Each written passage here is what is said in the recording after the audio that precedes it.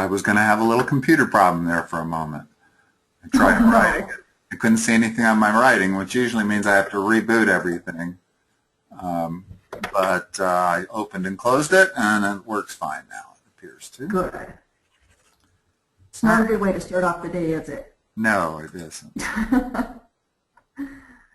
Okay, let's see. Do I have the right one open here?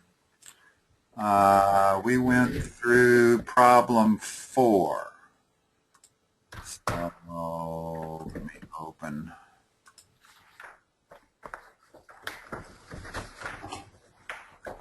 Let's begin with problem 5.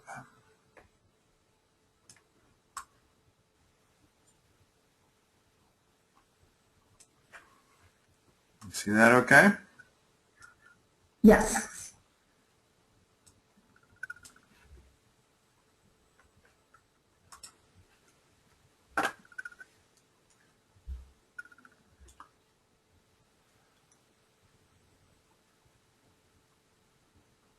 Wouldn't that be 3 out of 27?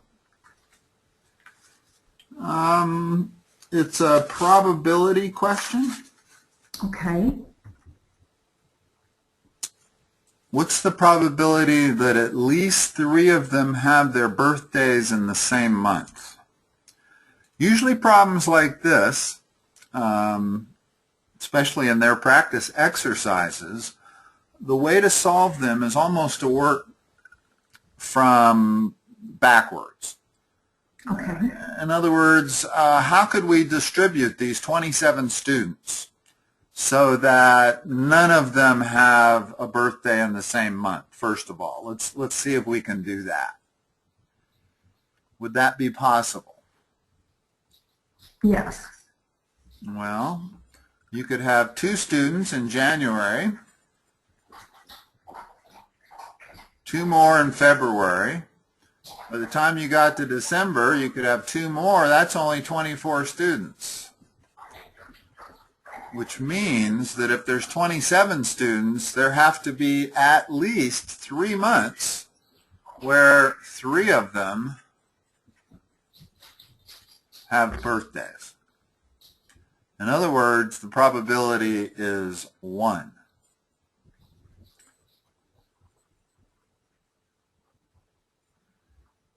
Okay, I don't think I understand this one. Okay. Let me see if I can. If I said you have 12 people, is there a way that you can, and you can choose their birthdays anywhere you want, can you distribute those 12 people so that nobody has their birthday in the same month? Oh, okay. I understand. In other words, yes, you could give them one birthday in January, another in February, and so forth and so on. Right. But if you had 13 people, you couldn't do it. You would have to put 2 of them in the same month. Okay. And with 27 people, you would have to put 3 of them at least. In other words, this number could have been 25, not 27. Even 25 would mean that at least 3 would have to go in the same month. Okay. I suspect they made it 27 because 27 is a multiple of 3. And their attempt is always to confuse.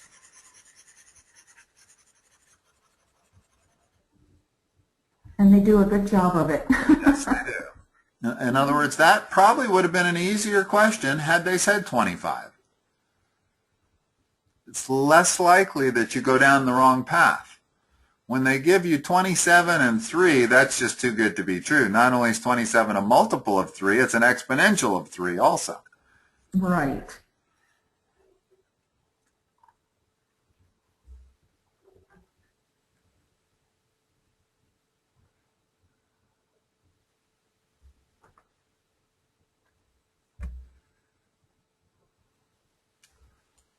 What is set A?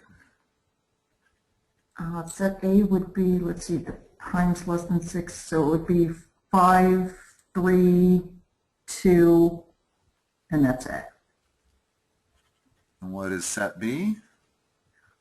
Let's see, positive odd numbers. So 5, 3, and 1. Okay. How many different sums of the form a, little a, notice, plus little b are possible? And little a merely means it's a number in set A. Okay.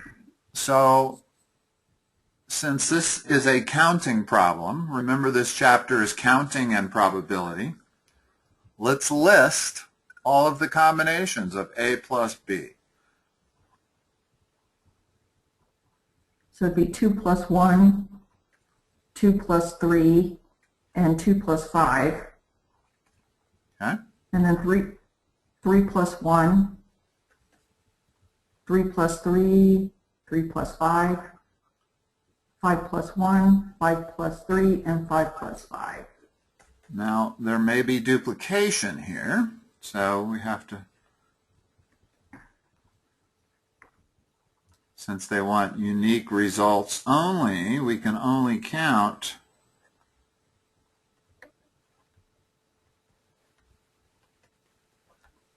we have a 3, a 5, a 7, a 4, a 6, a 8, and a 10.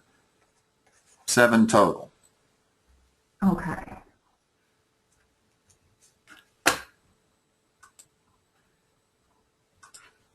These problems really aren't hard as long as you know the methodology for listing them out. And you seem to be pretty good with that. Thank you.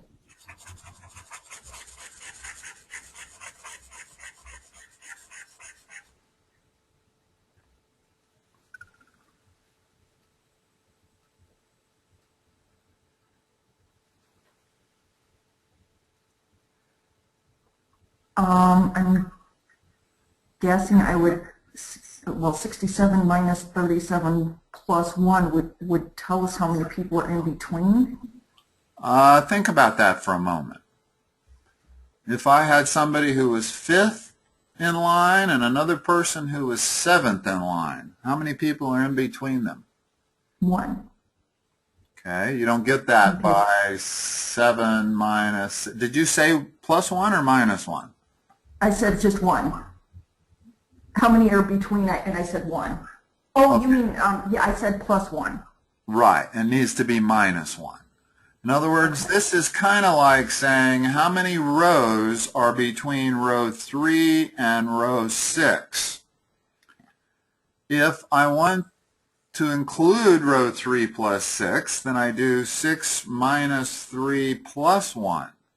If I want to include, I want to find the numbers that are between only, not including 6 and 3, then I'm going to do 6 minus 3 minus 1.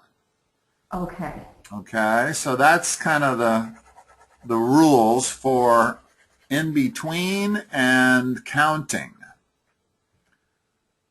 If by counting I mean if you know how many, if you're on a spreadsheet and you got row 234 and another row 679, how many rows do you have? Then you take this number minus this number and you add 1. Okay. But if you said how many rows are in between these two numbers, you take this number minus this number and subtract 1. Okay. So what's the probability here? 29 out of 100. Okay.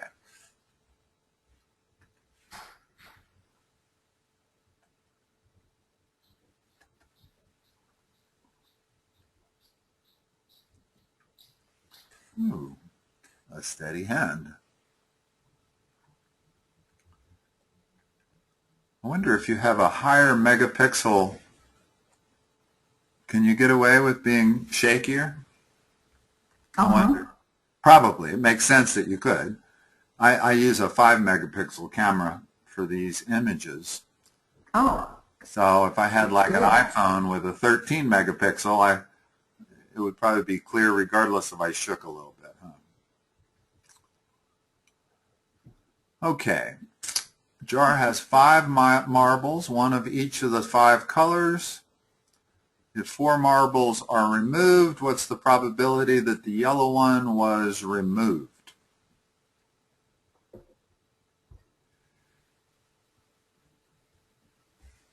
Okay, so in this case, I think what I would do is figure out the probability of, well, I don't, You're on the right track.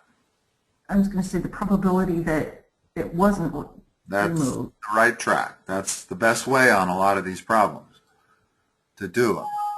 Because you know that the probability that it's removed plus the probability that it's not removed has to equal 1.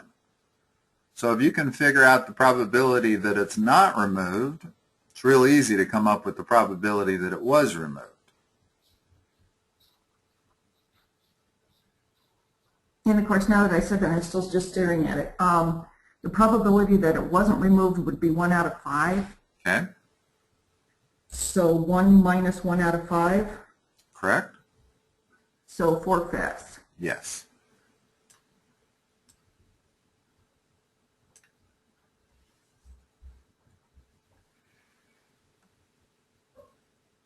I'm going to let you read this because this is a bit tricky to interpret. Okay.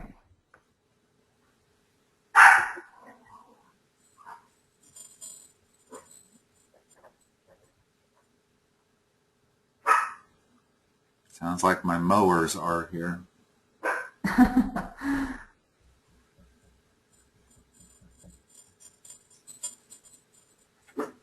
Oh boy, okay, yeah, this one's going to be confusing. Okay, let's think about it for a moment. There's 10 doors into the building. There's only 2 floors, but there's 8 staircases. He wants to go through, he wants to enter by a door and leave by a different door. He wants to go up one staircase and down another. So the best way to view this is to look at what his choices are at every point. Okay. How many choices does he have on day 1 as to which door to enter? He has 10. How many choices does he have on day 1 as to which door to leave by? He has 8. But to leave by and he's going a different door? 9. 5. Same with the staircases. How many can he go up? 8. How many can he come down? 7. That's your answer. Okay. Since he has all of those choices, it's kind of similar to saying, how many different meals can you make if you have 10 choices of drinks, 9 choices of salads, 8 choices of meat, and 7 choices of vegetable? You would have 10 times 9 times 8 times 7 different meals you could put together. Well, it's not really quite like that, because order wouldn't matter if you're making up salads. And in this particular problem, order matters a lot. In other words, going up through door 1 and coming out through door 2 is not the same as going in through door 2 and coming out through door 1. Okay. It won't be this loud here for that long. I apologize. He's just out my back window right now. So That's fine. Don't worry about it. So the product of those 3 numbers is 5,040. okay. This is the easy part here. The tough part is setting it out as to how many decisions he has to make at each point. That's not what's terribly obvious. This is a hard problem. I don't know that I would have gotten this right. It's all because you It's not automatic that you would lay it out like that. Right, yeah, no, I wouldn't have gotten it.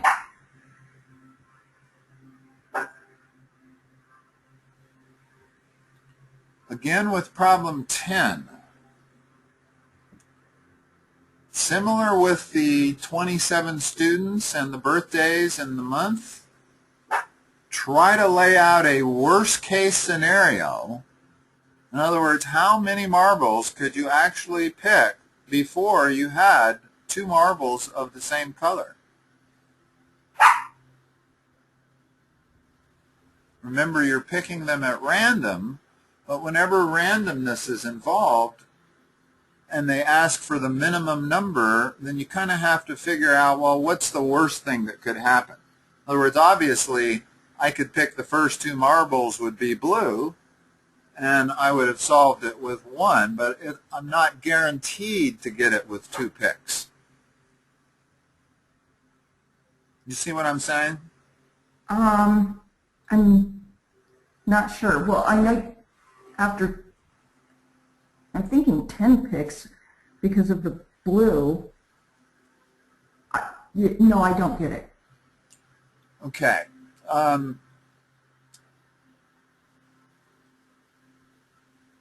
When they say what's the minimum number, well, the answer couldn't be 2.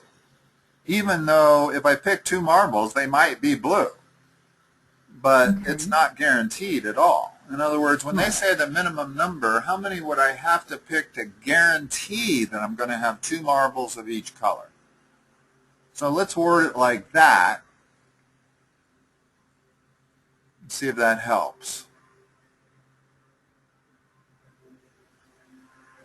Try to figure out a scenario of how many you could pick without getting 2 marbles of the same color. What could theoretically happen to cause that to happen?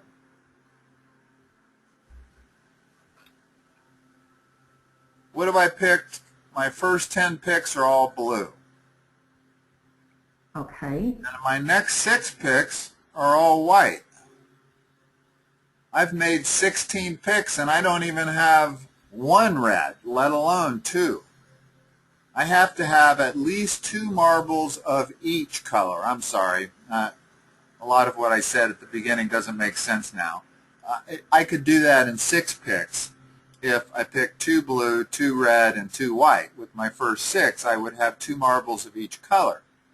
But the worst case scenario would be to have 10 blue, 6 white, and now, of course, the 17th pick has to be a red, and the 18th pick has to be a red.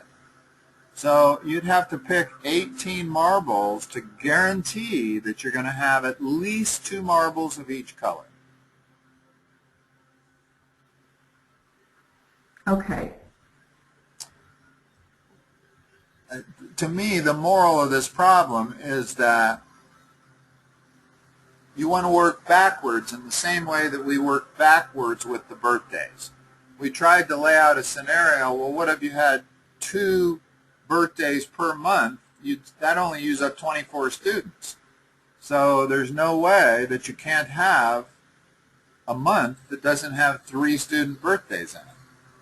Okay.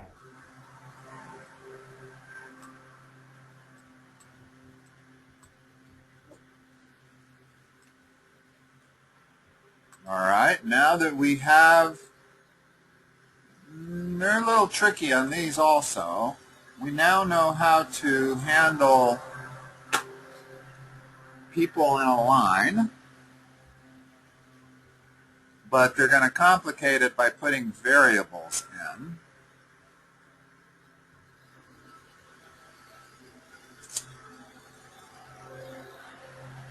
There's 2 ways this problem can be done. Okay. We can do it algebraically or we can pick numbers. Now, notice that it's a classic pick numbers problem in the sense that we have a lot of variables in the stem and we have our answers that have a lot of variables. Whenever you see that, that's just almost a red flag that if you cannot figure it out in a quicker way, then the best way to figure it out is to pick numbers for n, m, and k. And in fact, let's do that. Okay. Let's pick numbers, and then I'll show you the way the book did it. But so give me an n. 10. Give me a k. 2. Sound like a cheerleader. Give me an m.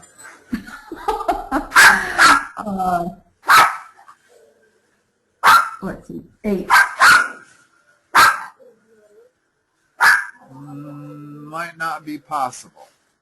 Okay, Of 8. 4. Or the number of people that went after Liz.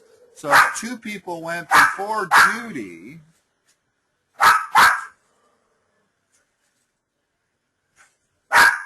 this kind of presumes that Judy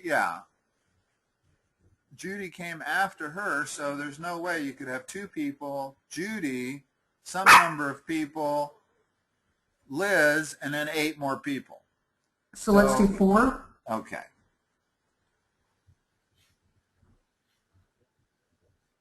So if we draw out our line, this has n people on it, and Judy is right here. Yeah, we don't even need to draw this line out, but it'll help when we do it the regular way. Liz is there, and 2 people went before Judy.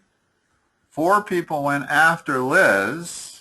How many people are in between Judy and Liz? 4. Correct? No. Judy and Liz count as 2 people. Oh, oops. 2, yeah. Okay. So, looking at these 5 answers, what do we want to do? How are we going to, in other words, whenever you pick numbers, it's always also combined with back solving. So given the numbers we picked, we know that there are 2 people between Judy and Liz. So we'll plug the numbers into the answer choices. And figure out which one comes out to be 2. Yes. Well, this is 10 minus 4, that's 6, minus 2 is 4, minus 2 is 2. A works. Well, obviously B does not, because it's only different by the last number. Right. C does not. Nope. D does not. And E does not. So there's our answer, A. Okay. Okay? So that's fairly straightforward as long as you don't fall into that trap. However, let me show you how to do it algebraically also. Little harder to see algebraically.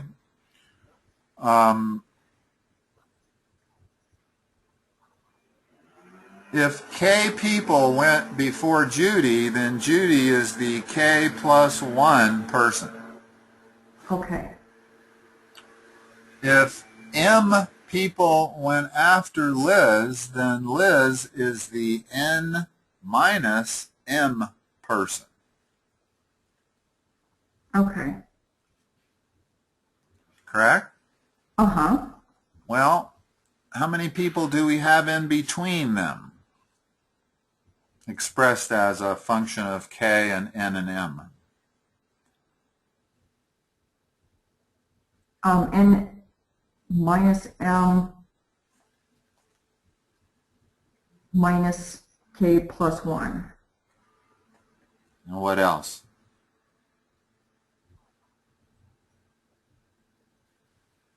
I don't know. Minus 1. Oh, but minus 1. All of the other problems we've been doing where it asks you how many people were between, you took this person minus this person and you subtracted 1. Or add 1 if those people are to be included. But in this case, they're not. So now when we simplify this formula, we get n minus m minus k. This negative applies to the plus 1, turning it into a minus 1, minus another 1, or minus 2, which gives us answer A. Okay. Personally, I think the pick numbers and back solve actually is probably a little easier. I would have difficulty with this problem coming up with this logic of assigning her to be the K plus 1 person and assigning Liz to be the N minus M person. Yeah, I would have a problem with that. But like I say, when you see a problem that's got a lot of variables in the stem and a lot of variables in the answer, it can almost always be solved by picking numbers. Okay. Not that that makes it automatic, because there's still a few potholes that you could run into even doing that method.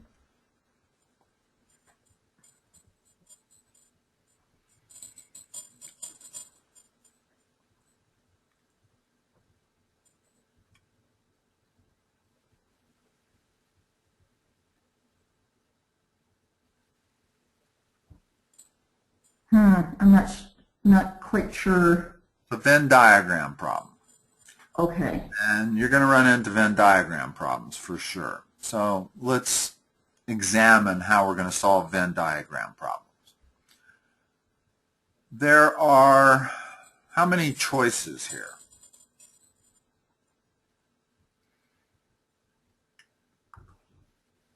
Well, we have the 70 in the club and 20 that are neither. By that I mean you can be on the fencing team, you can be in the French club, that's 2 choices, you can be on both, that's 3 choices, or you can be on neither, that's 4 choices. So whenever you have a 4-choice Venn diagram problem, you want to solve it kind of like this. Draw your rectangle, draw your 2 circles. This represents the French club. This represents the fencing team. I love it when they use the same 2 letters. Just once again to complicate it. In other words, it could have been French club and German team, and then we could have used F and G, but Yeah.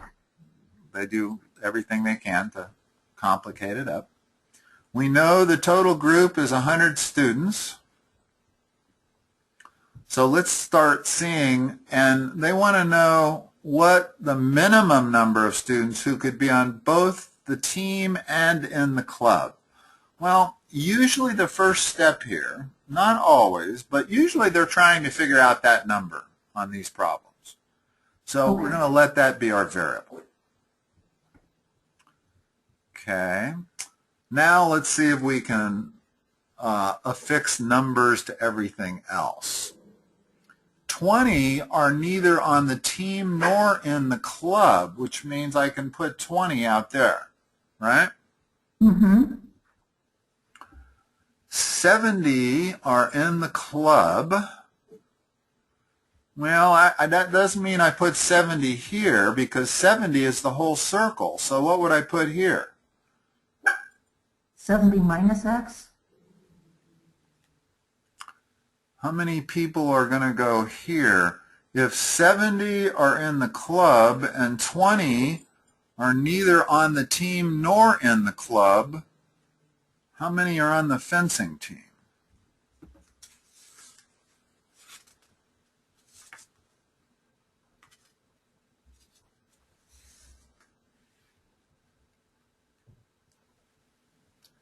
It has to be 10. Not 10 minus X, but 10. The reason being is that this entire circle for the French team is 70. Over here is 20. There's only one other spot, and that's this amount right here.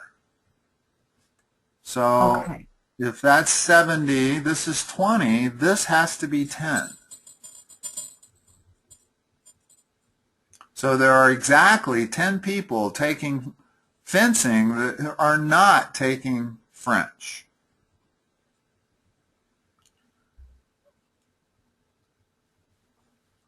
Okay, so now what do we know? We know that 10 plus x plus 70 minus x plus 20 equals 100. That tells us nothing, as all that says is 100 equals 100. What is the minimum number of students who could be on both the team and the club?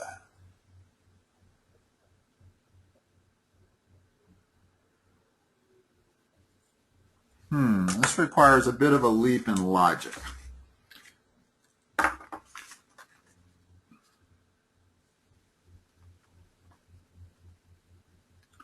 Okay, since more students are on the team than are on the club, 10 plus x has to be greater than 70. More students, yeah, that was the thing I didn't. This more students in sentence 1. More students are on the fencing team than are members of the French club. Okay, so then, oh, okay. The trick to these students is to always write out whatever equations you can write out. So if more students are on the fencing team, that's, it's not quite obvious to me that that's this number here. Excuse me, let me do this again. More students are on the fencing team. Well, the number of students on the fencing team is 10 plus x, correct? Yes. And that's more than the students who are on the French team, which is 70. So you get x has to be greater than 60.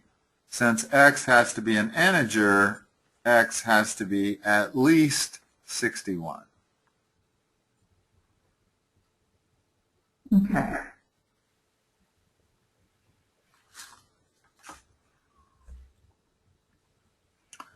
Venn diagram problems are very hard.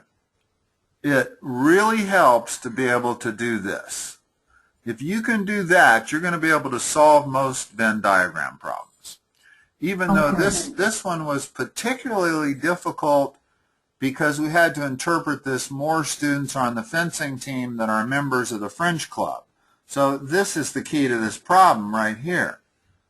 But it's hard to get to that statement in the first place and even harder to come up with it, I guess. Not really. This one I just didn't look hard enough the first time through.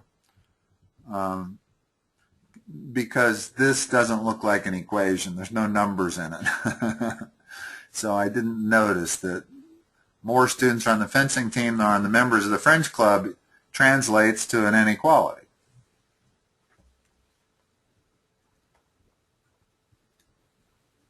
All right.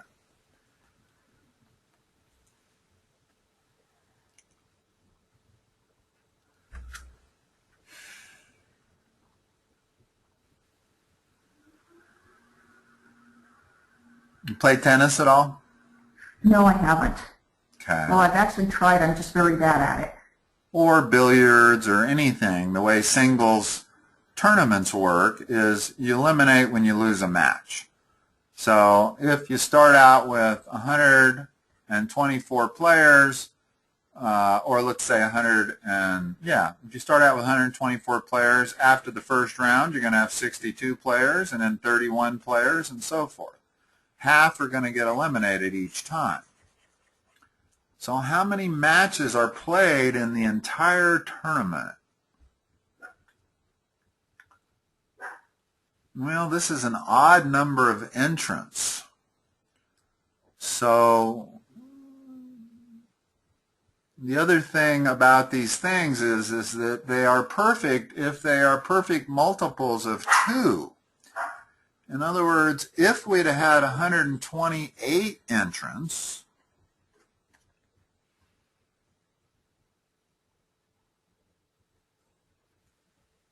after level 1, we'd have had 64 left, and then 32, and then 16, and then 8, 4, and 2.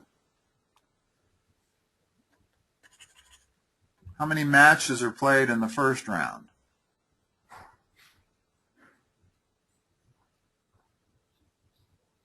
I don't know. You have 128 players. Everybody Okay. plays somebody else. So you Okay. actually have 64 matches in that first round. Okay. Second round has 32 matches, 16 matches, 8 matches, 4 matches, 2 matches, and when it gets down to the final 2 people, they play the singles final, which is 1 match. So it would be the sum of those numbers. Now, the question is do we have the same number of matches because there's only 125 entrants? Well, notice that we would lose 2 of these matches. Man, this is not a good way to do this analysis. In other words, of the fact that there's only 125 entrants means that there are 3 fewer entrants, 2 fewer matches in the first round. So you're only going to have 62 matches in the first round with 125 entrants. That's going to reduce it to 62 players plus, wow, let me give you the easy method here, because the way I'm doing it was not the easy method. You could try to break it down by saying that the first 124 of 125 players would be paired off and play 62 matches. That's kind of the way I'm doing it. Okay. The 62 losers would be eliminated. There would be 63 people left, the 62 winners and the 1 person who didn't play. Then continue this method until you get down to only 1 person left. Count up all of the matches. This is too time-consuming to do. And they're right. If you came across this and this is the only way to do it, it's probably a problem you should skip and go on to the next one. Okay. It's the concept of buying time. If you come across a problem that you know is going to be a 5-minute problem, skip it. Even if it's a problem like this where you're guaranteed to get it wrong, it'd be better if it was a multiple choice. At least you'd have a chance to guess it correctly. And save that 5 minutes to do 3 easy problems. So that's an important concept, but there does happen to be an easier way here. An easy way is to observe that the winner of the tournament never loses, and that the other 124 players have to each lose once. Since each match has exactly 1 loser, there has to be 124 matches. I love it. I love that method. Boy, that was that was. Let's go through that method again. You know that everybody that plays in a single elimination tournament has to lose at least once, except the winner. So 1 winner plus 124 other losers. 1 winner, 124 losers. Every match that's played has exactly 1 loser. There must be exactly 124 matches. You don't ever have 2 losers in 1 match. It's a 1-to-1 fit. Got it. That is probably the only way to do that problem, because the other way is not efficient unless you had like 10 minutes left and you only had 1 problem you could do. Are you familiar with the GMAT at all?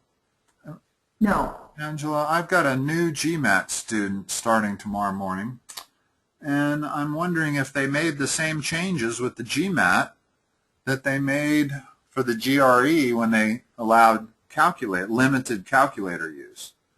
Yeah, they may have. I'm guessing they probably did. It's hard to imagine they would make that change for the GRE and not make it for the GMAT. So I think it's the same company that puts out the test. Might be wrong. Yeah, I think it is. Yeah. And boy, does that change everything. That's a gigantic change. It pretty much makes all of the testing booklets that I had prior to that change obsolete. because it changes the nature of all of the questions. When you couldn't use calculators, they had to work within that constraint. Now they don't have to. All right, let's look at 14 and 15, both refer to that diagram. Now this is another type of Venn diagram.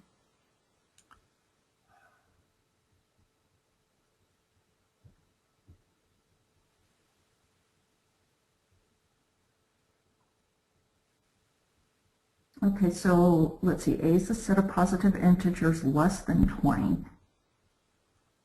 Positive integers.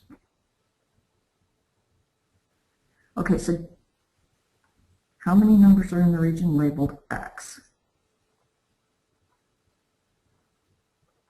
So X is going to be a part of A and C. Yes. But not necessarily the overlap between the two, because there's this other part here also that's part of all three. In other words, you have this part here that's part of A and C, this part here that's a part of B and C, and this part here that's a part of all three, and you have this part up here that's the part of A and B that's not a part of C. So you have lots of combinations here. Let's look at these sets first of all, before we stop. Set A, is that finite or infinite? Finite. About set B?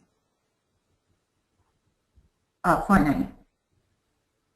Set of positive integers that contain the digit 7. Oh, I was thinking it was just the digit 7. Right. No, that's infinite. And set C? And that's also infinite. Okay, and I think that's probably the key to this problem, is the fact that this is finite and these are both infinite. Okay. So how many numbers are in the region labeled X?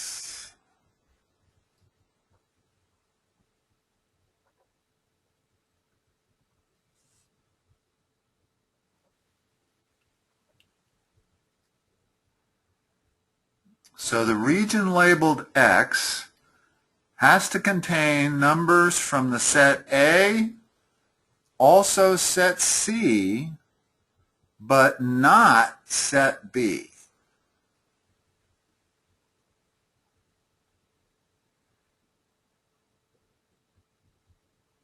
So how about we first of all find this region here. Can you see my cursor outlining that? Yes. So what numbers are in common between set A and set C? Let's list the primes. Okay, it would be 2, 3, 5, 7. Oh, you're going a lot faster than me.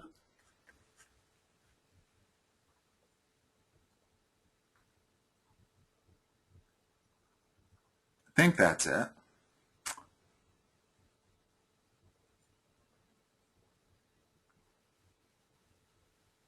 So that would be the set of numbers from this point to that point. Okay.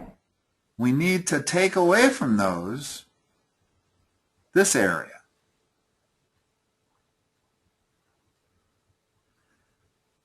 Now, that area are the numbers that are in all three sets. This area right here. How many numbers are in all three sets?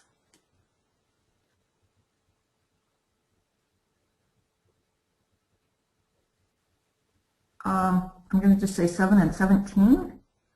Okay. So that's two numbers. How many numbers did we have up here? 1, 2, 3, 4, 5, 6, 7, 8. 8 minus 2, it's got to be 6. Okay.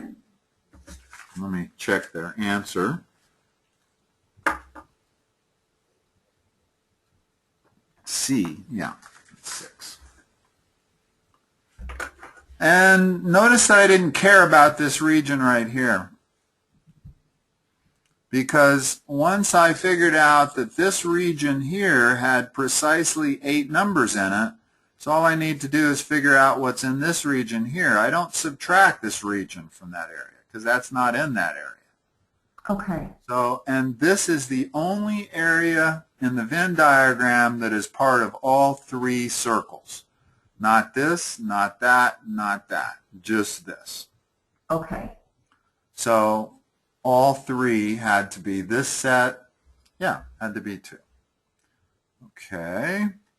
What is the sum of all the numbers less than 50 that are in the region labeled Y?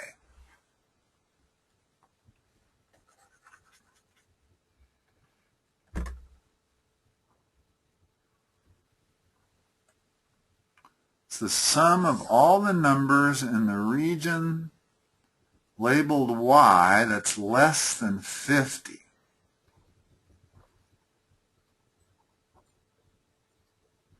Well, the region labeled Y is this area here, combination of B and C, minus those same 2. So how many numbers are in this area here that I'm circling?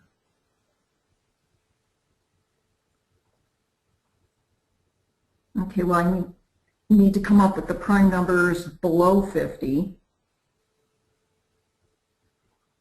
Is that correct? Yes. And then minus whichever ones have 7 in it. No? Well, set C is prime numbers. Set B is all numbers with a 7. We only care about the numbers less than 50. So let's list all numbers with a 7 in it less than 50 for starters. Okay. So at a maximum, that's our answer.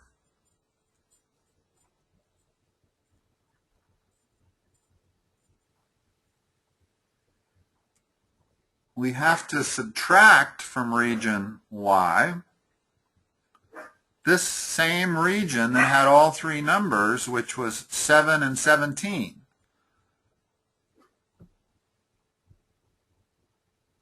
In other words, the numbers 7 and 17 are in this region here. So they can't be in region Y if they're up here. Okay. Region Y would only contain 27, 37, and 47. As far as numbers less than 50 go. So I say we add up those 3, and that's our answer. Let me just check the book. What is that? 101? Yeah, 101. That's what I get. Let me see if I'm right.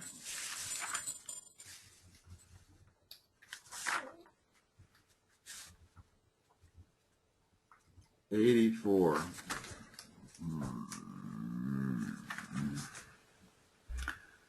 Furthermore, I didn't print out this to the point where I could read it, or did I? Yeah, I do have it. Hold on a second. That's Okay. TV again.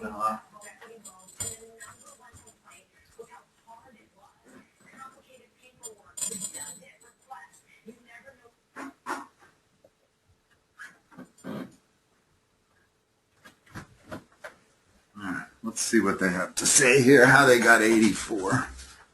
Oh, 84 is the sum of 37 and 47. Which are the primes? 27's not a prime. Ah, 27's not a prime. Okay, now I know how they did it then. Yeah. Yeah, as soon as you said that, it hit me. Ah, good. Good catch. Yeah. Okay.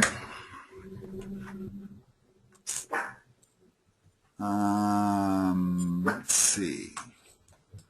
We've got some quantitative comparison here. Looks like we might just get through all of these sessions by today, and then we'll be able to do a practice test or two with our last two sessions. That would be good. Yeah.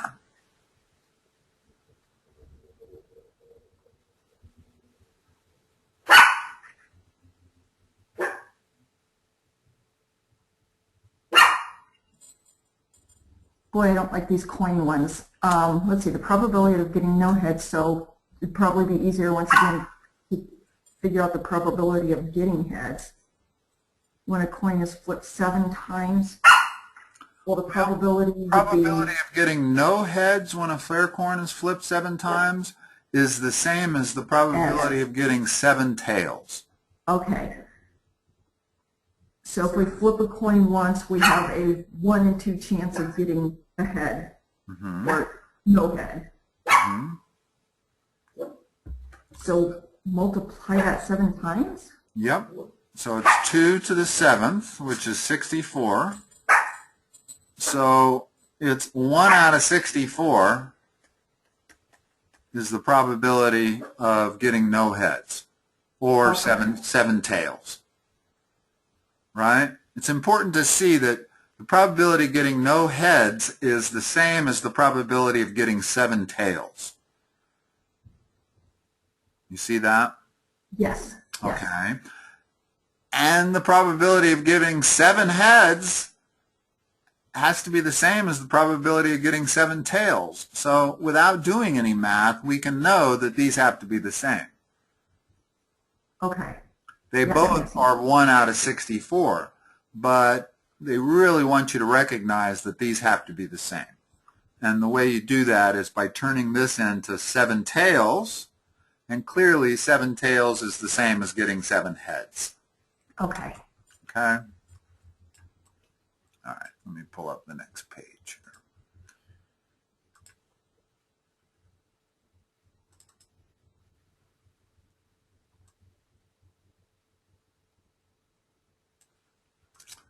Not as clear, but it should work.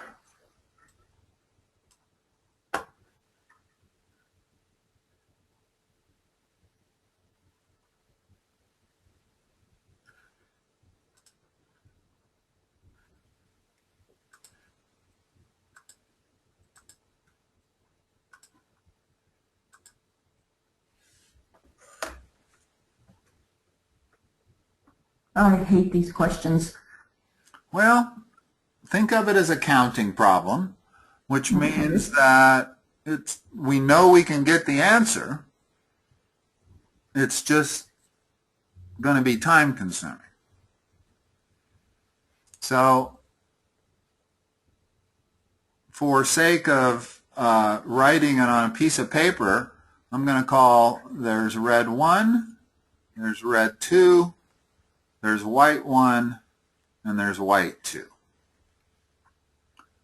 So if we don't know how else to do it, let's just start laying out the combinations of how we can choose 2 marbles. Okay, we could choose a red and a red and a white,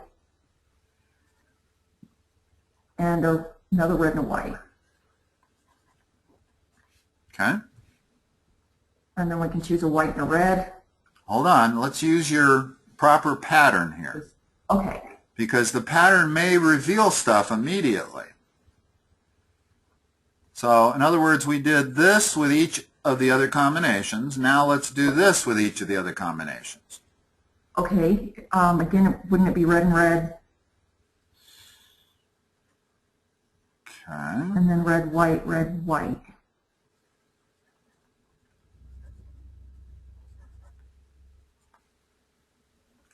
Okay. Okay, and then white, red, white, red, white, white.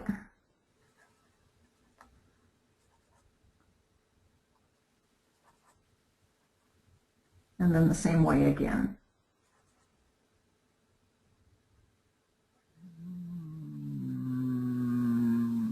Red 2,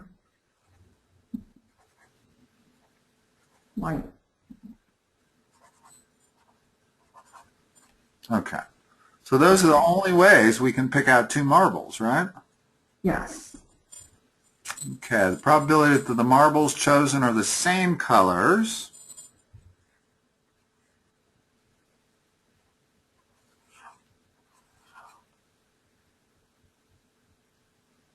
becomes pretty apparent that the other way is greater.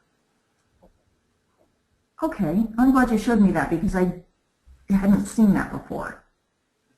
Well, I was trying to think that we were going to get halfway through that and we could solve the problem, and I was correct. I just wasn't sure about it. In other words, once we did the first 2, that kind of shows us that there's twice as many opposite color combinations as there are same color combinations.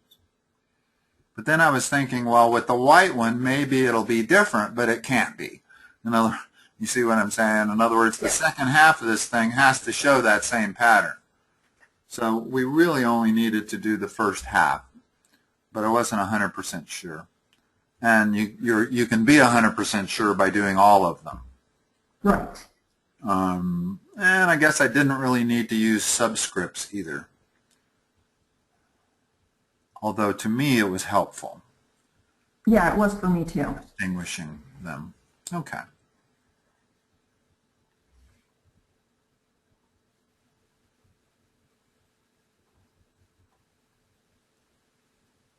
In fact, if you had just one white and one red, what would your choices be?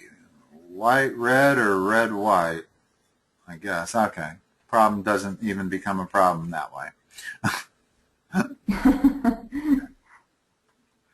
Probability that 2 people chosen at random were born on the same day of the week. Probability that 2 people chosen at random were born in the same month.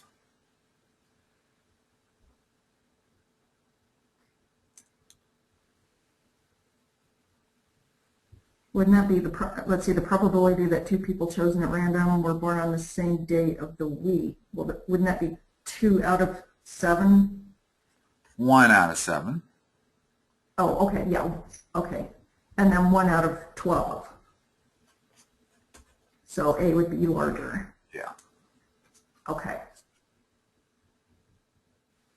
No, we didn't do 18. Sorry. I skipped it. Here, let's, just a second. Okay. We got 2 more. You want to finish them up today? Sure, if you would like to. Sure. I got no problem doing that. Tomorrow I'm going to have to go precisely at 10. I have a go-to-meeting session tomorrow with somebody that's in Denmark. They're coming to Colorado for college, and they wanted to get started on GMAT. Oh, that's great. We're going to do our first session overseas. Well, I hope it is. I hope GoToMeeting works from there. I don't know. I've never tried that. But, yeah, I'm kind of excited about it. Yeah, I mean, that's interesting. Yeah. Yeah, if I could expand outside Colorado, it would really help me. And there's no reason I can't. I mean, all my students are in Colorado, which is really rather strange.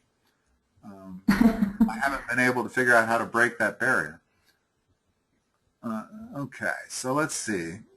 The number of ways to assign a number from 1 to 5 to each of 4 people.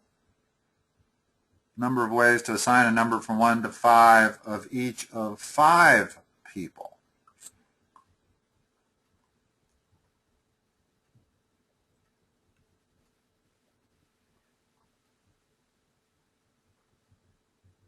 Is this a trick question? That's the first thing I ask myself.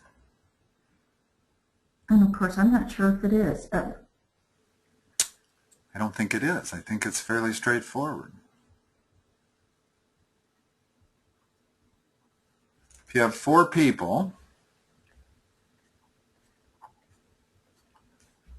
you can have 5 numbers to them, 5 numbers to them, 5 numbers to them, 5 numbers to them. 5 to the 4th is your answer, which is 625.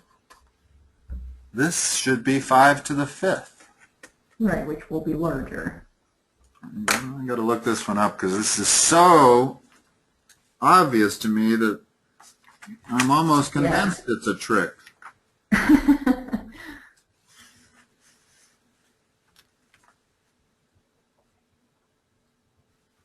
And it is. It is. Yeah, they're equal.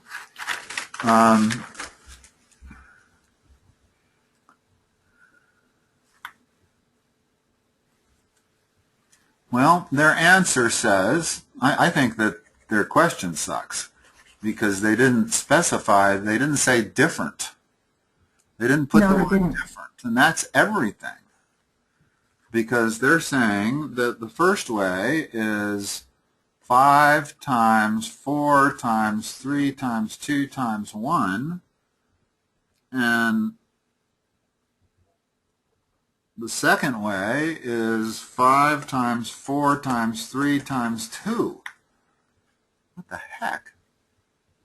Yeah, that doesn't make sense. And I have ran into a few of these questions where they didn't word it specifically. And that one just doesn't make sense either, 5, 4, 3, 2. Even if it was a different number, so you'd have 5 ways on B, you would have 5 ways for the first number, or on A, there, you would have 4 ways for that, 3 ways for that, and 2 ways for that. Okay, so if they'd used the word different, I agree with their answer. But they didn't.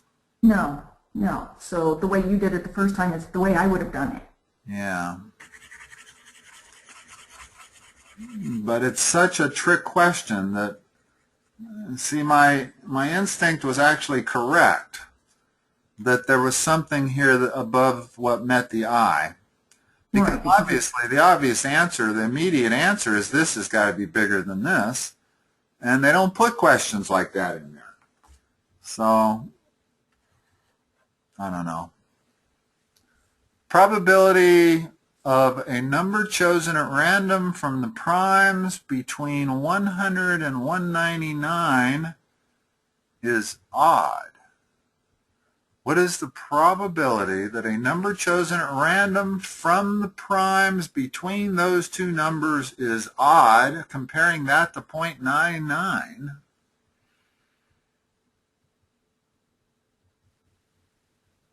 And of course, the only way I would know how to figure that out is by listing out the primes. Don't even need to do that, Okay. unless I'm misreading this one also. What's important to know is that probabilities go from 0 to 1. Okay. 1 is a certainty. Quantity B is 0.99. So for this number to be bigger, it would have to be 1. Oh, that makes sense. So as long as this is not 1, there's only a few primes between 100. There's certainly all the even numbers are not going to count. So B has to be bigger.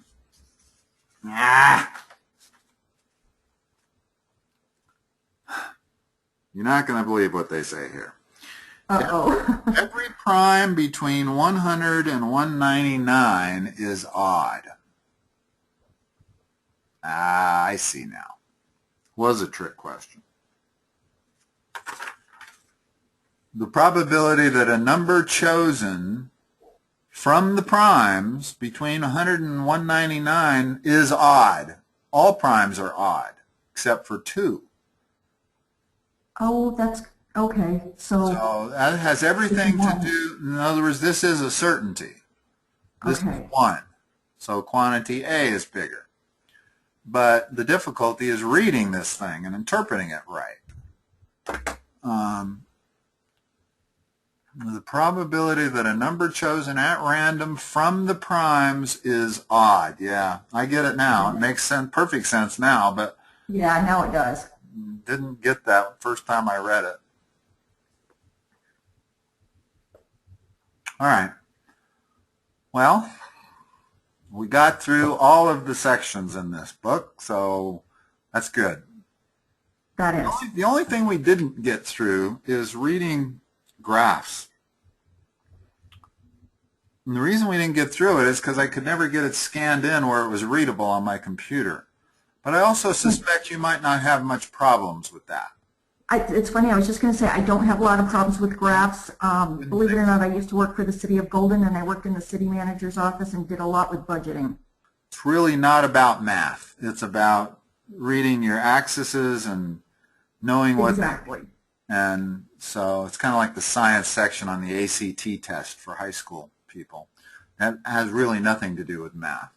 Right. It has to do with paying Being attention able to read to it. details, yes, details, and understanding a graph and a table and how they work. So I don't feel bad about that. But okay, well, tomorrow we'll go back and I've got one complete test for sure that we've never looked at, and we only got halfway through the other tests that I have. So 2 sessions, 1.5 tests will be plenty.